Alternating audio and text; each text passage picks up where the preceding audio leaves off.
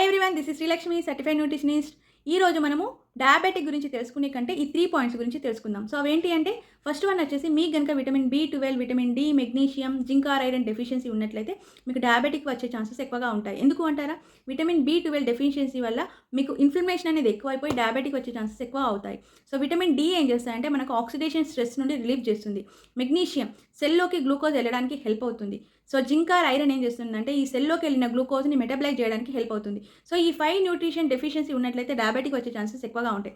Second point ఏంటంటే, మనం ఒక daily 1 hour exercise or yoga pranayama చేస్తున్నాము కదా, ఇంకా నేను ఏ వర్క్ చేయకపోయినా కూర్చొని ఉంటే మనకేం కాదు అనుకుంటారు. బట్ ఏంటంటే డైలీ మీరు 1 అవర్ చేసినా కూడా డే అంతా కూర్చోవడం వల్ల డయాబెటిక్ వచ్చే ఛాన్సెస్ ఎక్కువ ఉంటాయి. మరి ఏం చేయాలి అంటే, ఒక 30-40 మినిట్స్కి ఒకసారి మీ లేచి నడవడము, బాడీ స్ట్రెచ్ చేయడము, లేదంటే మీల్స్ తీసుకున్నప్పుడల్లా ఒక 5-10 మినిట్స్ నడవడం లాంటివి చేయాలి.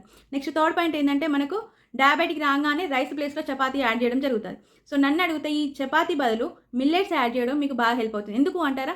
మిల్లెట్స్లో వచ్చేసి మనకు ఫైబరు, ప్రోటీన్, కాంప్లెక్స్ కర్బ్స్ ఉండడం వల్ల సో ఇది బాగా హెల్ప్ అవుతుంది. ఇంకొకటి ఏంటంటే, మీరు ఏది తీసుకున్నా, రైస్ తీసుకున్నా, చపాతీ తీసుకున్నా, ఈ మిల్లెట్స్ తీసుకున్నా కూడా మీ ఫుడ్ ప్లేట్లో వచ్చేసి ప్రోటీన్ సోర్స్ కానీ, ఫ్రూట్స్ అండ్ వెజిటేబుల్స్, తర్వాత గుడ్ ఫ్యాట్స్ యాడ్ చేసుకుంటే ఇది ఒక బ్యాలెన్స్డ్ డైట్ అవుతుంది.